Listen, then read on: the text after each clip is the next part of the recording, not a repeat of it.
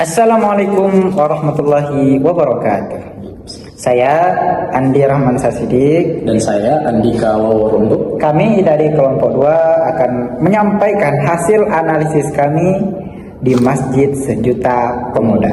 Oke. Teman-teman yang dirahmati oleh Allah Subhanahu wa taala, pernahkah kita melihat sebuah masjid yang notabene-nya kegiatannya itu banyak, jadwalnya padat, acaranya ramai, tetapi dampaknya untuk umat itu terasa biasa saja? Di era sekarang, banyak masjid itu berlomba-lomba membuat program seperti kajian, bakti sosial, kemudian pelatihan, hingga event-event besar. Namun pertanyaannya, apakah dengan banyaknya aktivitas di masjid itu menjadi sumber atau masjid itu sudah terkelola dengan baik? Belum tentu. Belum tentu. Bagaimana itu, Bang? Jadi masjid itu tidak hanya sibuk dengan banyak kegiatan, Mas Andi, akan tetapi memiliki fokus strategi terutama pada pemberdayaan pemuda dalam pembinaan umat. Nah, secara berkelanjutan. Nah, hari ini ya kita akan melihat bagaimana sih fokus pengelolaan masjid di Masjid Sejuta Pemuda dan bagaimana fokus itu dipilih dan dampak yang dihasilkan dan pelajaran apa yang bisa kita ambil dalam manajemen strategi ini, Mas Andi. Nah, Masjid Sejuta Pemuda ini memiliki ciri khas yang kuat. Masjid ini menjadikan pemuda sebagai pusat penggerak umat. Oke. Berarti masjid ini tidak hanya berfungsi sebagai kegiatan tempat ibadah saja, tetapi juga sebagai pusat pembinaan, kemudian edukasi dan aktivitas sosial. Oh, Masya Allah sekali ya. Ternyata fokus utama pengelolaan masjid ini meliputi pemberdayaan pemuda. Jadi pemuda itu dilibatkan sebagai pengurus inti, kemudian panitia kegiatan, relawan sosial, hingga penggerak dakwah digital. Itu. Kemudian program keislaman berkelanjutan seperti kajian rutin, kemudian pembinaan akhlak, kelas tahsin dan tahfiz, serta memonitoring keislaman. Gitu. Bisa lanjutkan lagi, Mas Andi? Jadi gini, aktivitas sosial dan kemanusiaan nih masih dalam rangka kegiatan-kegiatan masih tadi ya. Di situ juga ada seperti bantuan sosial, penggalangan dana dan lain-lain. Gitu. Berarti manajemennya terstruktur dengan baik ya? Oh, tentu.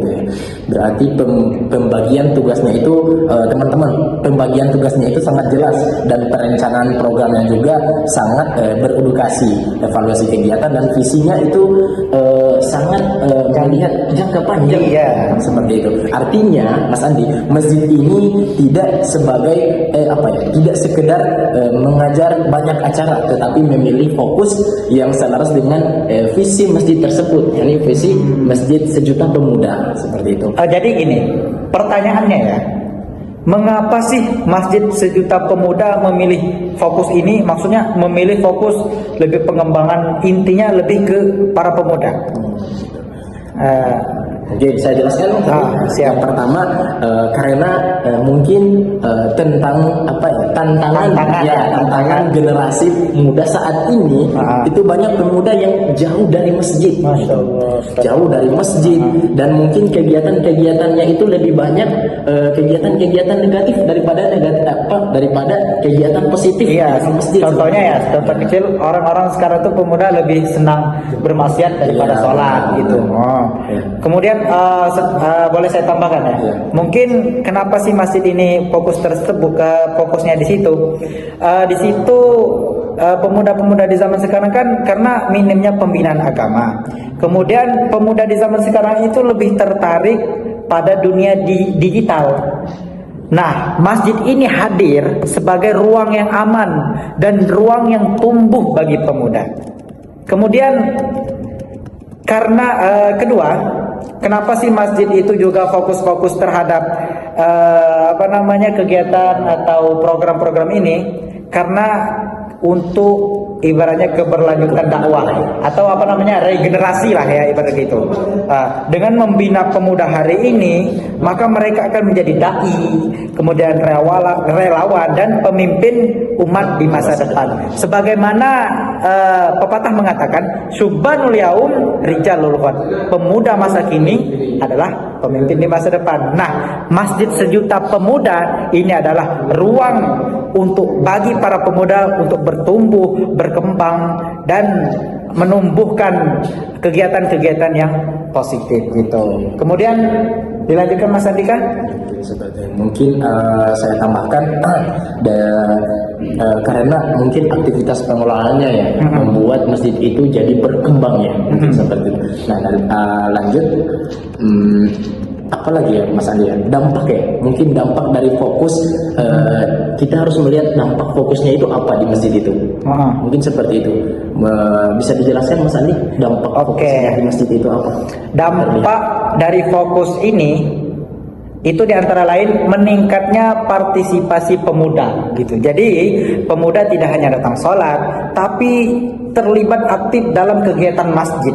Terbentuknya komunitas Islam yang solid, masjid menjadi pusat berkumpulnya pemuda yang positif. Jadi citra masjid yang kuat di masyarakat, masjid ini dikenal dengan masjid ramah pemuda, masjid aktif sosial, dan masjid yang progresif. Nah, program yang lebih terarah dan berkelanjutan, tidak sekedar ramai sesaat, tapi terus berkelanjutan dan berjalan. Jadi dari Masjid Sejuta Pemuda ini kita bisa mengambil beberapa pelajaran strategi ini untuk bagus kita pelajari. Ya, fokus lebih penting daripada banyak aktivitas, lebih baik sedikit programnya, tapi berdampak untuk berdampak dan konsisten gitu. Seperti itu, berdampak dan konsisten. Nah, daripada banyak kegiatan tapi tidak berarah itu nggak apa kan, maka kita harus melibatkan pemuda sebagai subjek bukan objek. Nah, seperti itu. Jadi sebagai penutup, teman-teman, mari kita renungkan bersama. Apakah masjid di sekitar kita sudah fokus yang jelas, atau hanya sibuk dengan banyaknya kegiatan tanpa arah? Jadi Masjid Sejuta Pemuda ini adalah contoh mengajarkan kita bahwa kualitas lebih penting daripada kuantitas, dan fokus lebih penting daripada sekedar ramai. Jika setiap masjid berani menentukan fokus strategiknya, melibatkan pemuda dan mengelola program secara profesional, maka masjid tidak hanya menjadi tempat ibadah, tetapi masjid juga menjadi peradaban umat. Semoga video ini bermanfaat dan menjadi inspirasi bagi kita semua. Kami akhiri. Wassalamualaikum warahmatullahi wabarakatuh.